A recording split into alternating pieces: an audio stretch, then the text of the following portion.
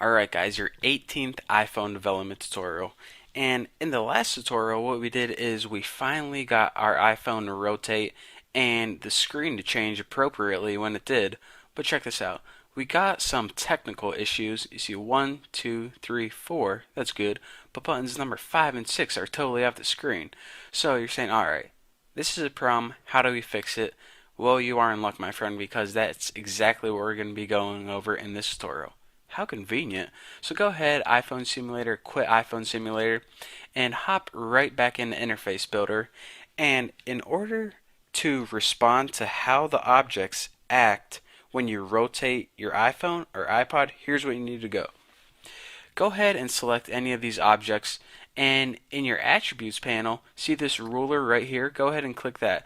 And these are your size attributes.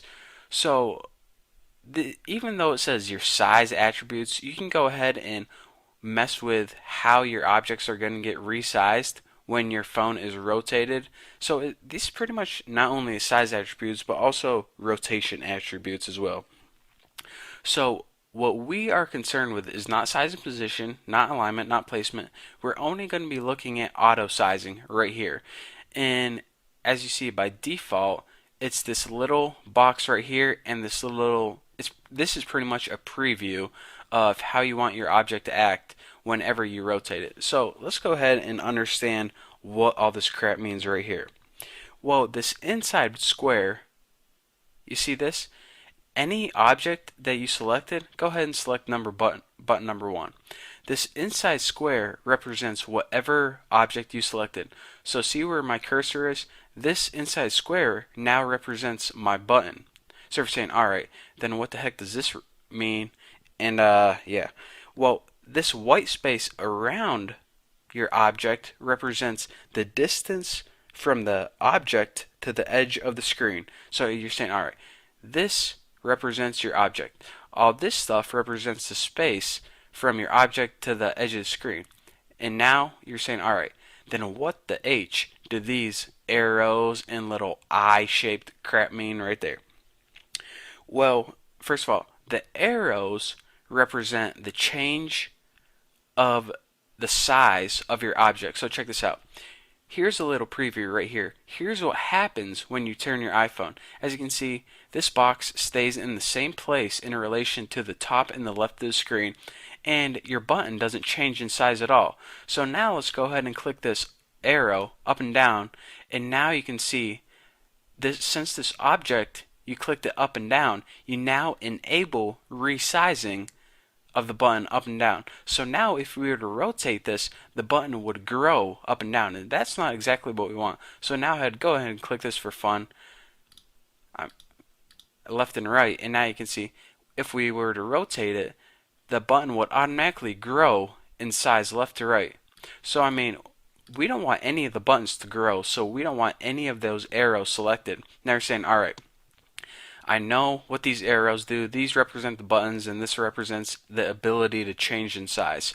But what the heck do these eye symbols mean?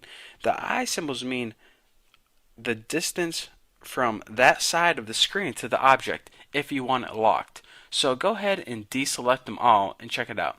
Instead of locking that button where it is, it now gets rotated and is pretty much moving all over the screen.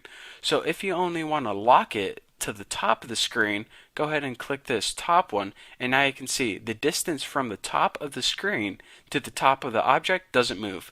So if you only want to lock it to the left hand side, go ahead and click the left, and now you see the distance from the left of the button to the left of the screen doesn't move. So this is the very first button. It belongs in the top left corner. That's where we want it. So now what we need to do is basically go through and adjust where we want to lock each button. And by the way, here's a helpful hint. I now selected 2, by the way. The size of your object is not going to change, so we only have to change these little eye parameters. We do not have to change the size at all. So you see, 1, this is what we want. We want it to lock to the top left of the screen. For 2, we want it to lock to the top right of the screen. Pretty cool, huh? Now go ahead and select button number 3, and we want this to lock to the left hand side of the screen. Alright, so go ahead and select number 4, and we want this to lock to the right hand side of the screen. Pretty cool, I got it. So 5, this button appears at the bottom left. So go ahead and select bottom left locking attributes. And now last one, 6, you guys can guess. Deselect these both and select bottom and right. I mean, did I say that before? Anyways, you'll figure it out. And now this button number 6 stays in the bottom right no matter how you resize it or rotate it. So now that we got all of our auto sizing attributes set, go ahead and in Interface Builder select File and Save, and that'll save those attributes. Now in Xcode, build and run this, and you say, alright, 1, 2, 3, 4, 5, 6, alright, we're good so far. Now hardware, rotate left, and OMG. Are you freaking kidding me? That is awesome. Exactly how we wanted them to act.